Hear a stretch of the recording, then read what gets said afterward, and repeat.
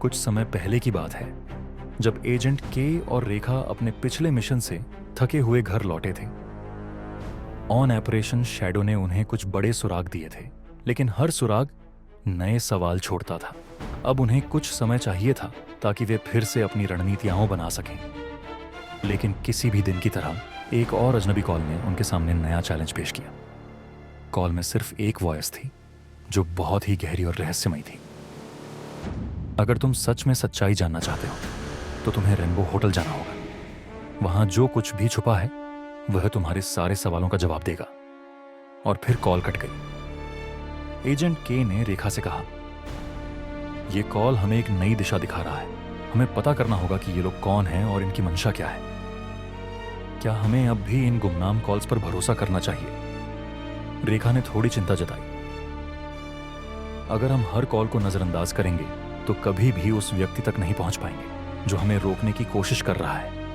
हमें एक बार फिर अपनी जड़ें खोदनी होंगी। दोनों ने उसी दिन रेनबो होटल जाने का निर्णय लिया। यह होटल शहर के बाहरी इलाके में था और वहां का माहौल कुछ अजीब था। यह होटल कभी भरा भरा सा लगता था, लेकिन अब बिल्कुल सुनसान पड़ा था। होटल के मालिक गुरदीप सिंह ने उनके आने पर कोई सवाल नहीं पूछा। वह पहले से ही उनके बारे में जानता था। आप लोग आए हैं ताकि उस रहस्य को जान सकें जो इस होटल के भीतर सुलझा नहीं जा सका, गुरदीप ने बड़ी गहराई से कहा। आपका मतलब क्या है? रेखा ने पूछा। यह होटल कभी किसी खुफिया मिशन का हिस्सा हुआ करता था, लेकिन आज यह सिर्फ एक मास्टर प्लान का हिस्सा है, गुरदीप ने कहा। एजेंट के और रेखा को गुरदीप की बातों से यह समझने में देर नहीं लगी कि यहां कुछ बड़ा छिपा हुआ था। गुरदीप ने उन्हें एक काले दरवाजे की ओर इशारा किया जो होटल के अंदर एक पुराने बंद पड़े हिस्से की ओर जाता था। यह वही दरवाजा है जहां हर राज छुपा है, लेकिन ध्यान रखना, यहां जो भी होगा वह आपके लिए नई मुसीबत खड़ी कर सकता है। एजेंट के ने एक ठंडी सांस ली और रेखा की ओर देखा। हम इसके बिना नहीं निकल सकते। गुरदीप ने दरवाजा खोला और दोनों अंदर कदम रखे। जैसे ही वे अंदर पहुंचे, उन्हें अंधेरे में कुछ हलचल सुनाई दी, लेकिन जब लाइट्स जलाईं तो वहां सिर्फ एक पुराना कंप्यूटर और कुछ दस्तावेज पड़े हुए थे। इन दस्तावेजों में कुछ अहम जानकारी थी, लेकिन ये पूरी तरह से कोडेड थे। ये तो कहीं ना कहीं एक बड़ा नेटवर्क दिख रहा है, रेखा ने कहा। क्या हमें इन कोड्स का पीछा करना चाहिए? बिल्कुल, यही हमारी अगली कड़ी होगी। कंप्यूटर में जानकारी खंगालने में घंटों लग गए और अंत में उन्होंने एक रहस्यमयी नाम पाया, आलिया शाह। यह नाम एक मिसिंग पर्सन केस से जुड़ा था जिसे महीनों पहले कोई भी सुलझा नहीं पाया था। आलिया शाह का गायब होना और इन दस्तावेजों का कोडेड होना साफ संकेत था कि यह मामला किसी और से जुड़ा था। अगले कुछ दिनों में एजेंट के और रेखा ने आलिया शाह की खोज शुरू की। उन्हें कुछ पुराने सबूत मिले जो उस दौरान के थे जब आलिया की तलाश शुरू हुई थी। आलिया एक बहुत ही प्रभावशाली महिला थी जो एक बड़े बिजनेस हाउस की मालिक थी। उसका अचानक गायब हो जाना शहर में सनसनी का कारण बन गया था, लेकिन पुलिस को कोई ठोस सुराग नहीं मिला। जैसे जैसे एजेंट के और रेखा ने खोजबीन की, उन्होंने आलिया के कुछ पुराने संपर्कों का पता लगाया। उन संपर्कों में से एक नाम सामने आया, नदीम फारूक।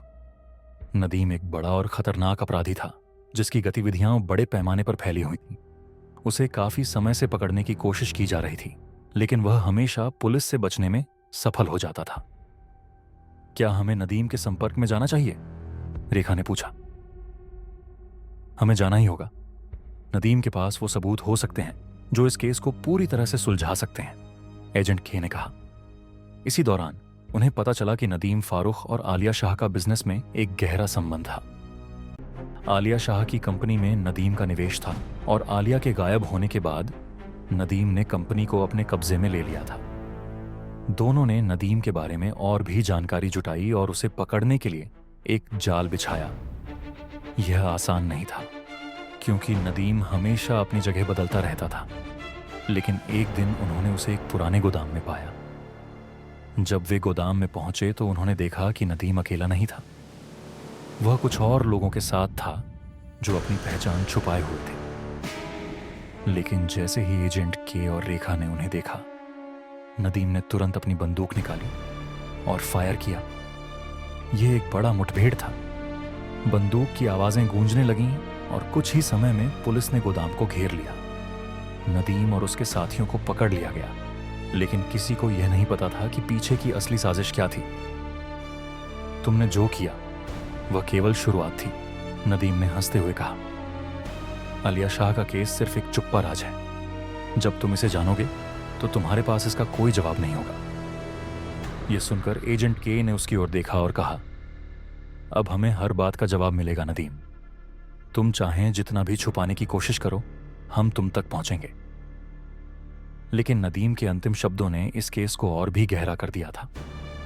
आलिया शाह का गायब होना अब सिर्फ एक अपराध नहीं था, बल्कि एक खतरनाक साजिश का हिस्सा बन चुका था। जब एजेंट के और रेखा ने नदीम से सारी जानकारी ली तो उन्हें पता चला कि आलिया शाह के गायब होने के पीछे एक बड़ा साजिश थी। आलिया को न केवल एक व्यापारिक दुश्मन के रूप में देखा गया था, बल्कि उसकी जिंदगी में ऐसे कई लोग थे जो उसे खत्म करना चाहते थे। नदीम ने उसे पकड़कर एक गहरी राजनीति और व्यापारिक खेल में फंसा लिया था। लेकिन कहानी यहीं खत्म नहीं होती। जब एजेंट के और रेखा ने आलिया के बारे में और जानकारी जुटाई तो उन्हें यह पता चला कि आलिया की मौत के बाद उसके द्वारा छुपाए गए कुछ और राज थे। इस मामले ने एजेंट के को और भी जटिल राजों की ओर खींच लिया। यह केवल एक हत्या का मामला नहीं था, बल्कि एक अंडरवर्ल्ड नेटवर्क था जो सैकड़ों लोगों की जान से खेल रहा था।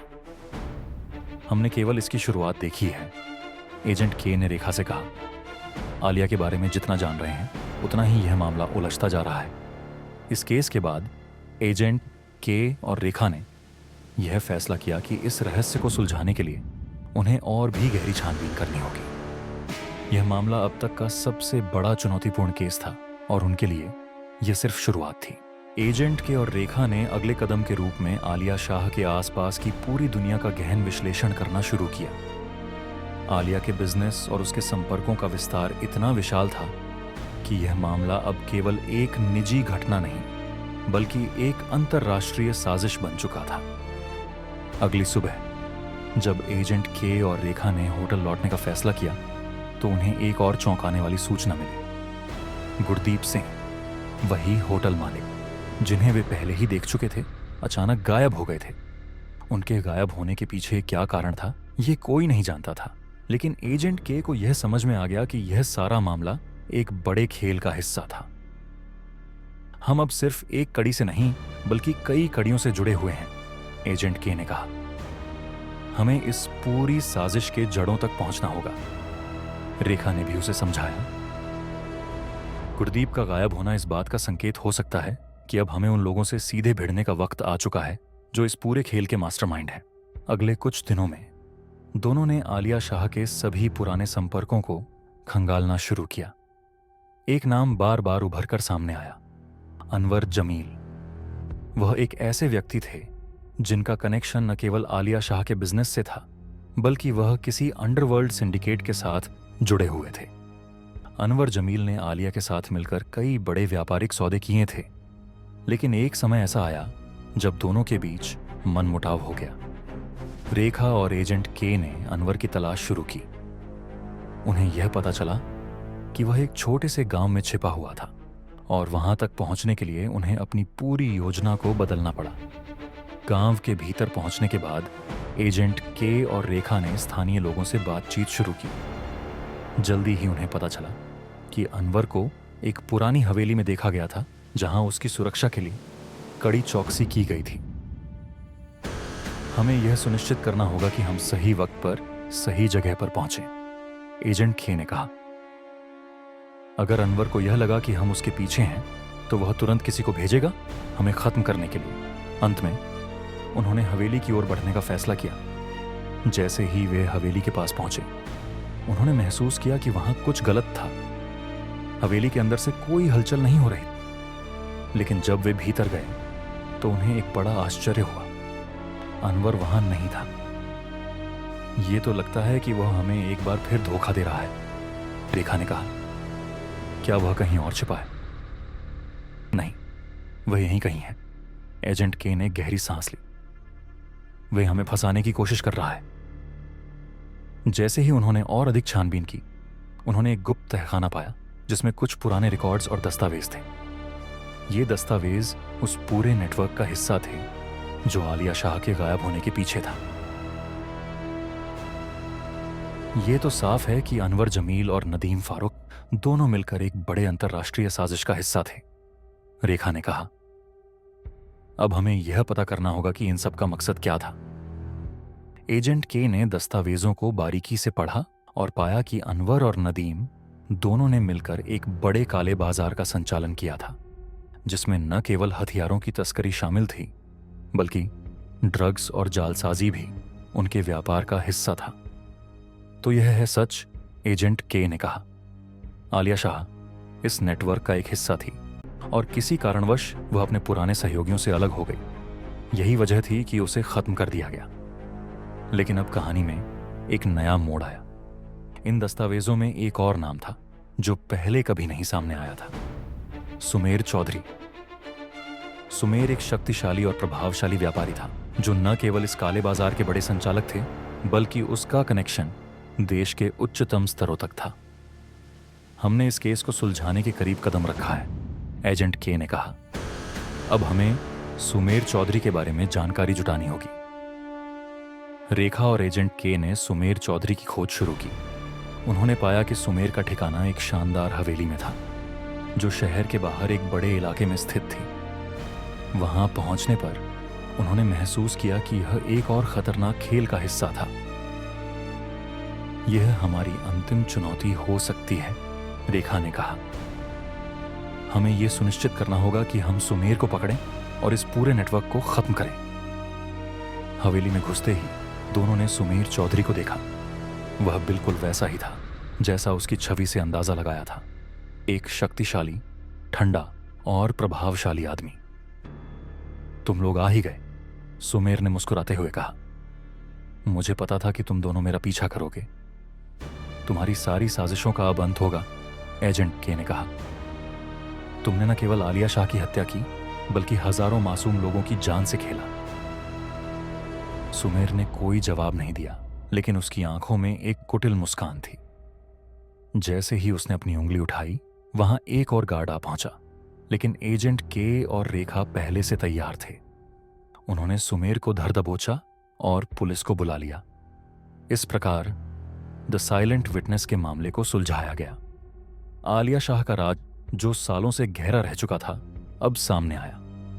एजेंट के और रेखा ने एक और मिशन को सफलतापूर्वक पूरा किया, लेकिन उन्हें यह एहसास हो गया कि यह केवल शुरुआत थी। यह केस सुलझाने के बाद एजेंट के और रेखा को कई और रहस्यों का सामना करना था, और वे जानते थे कि उनका काम खत्म नहीं हुआ था।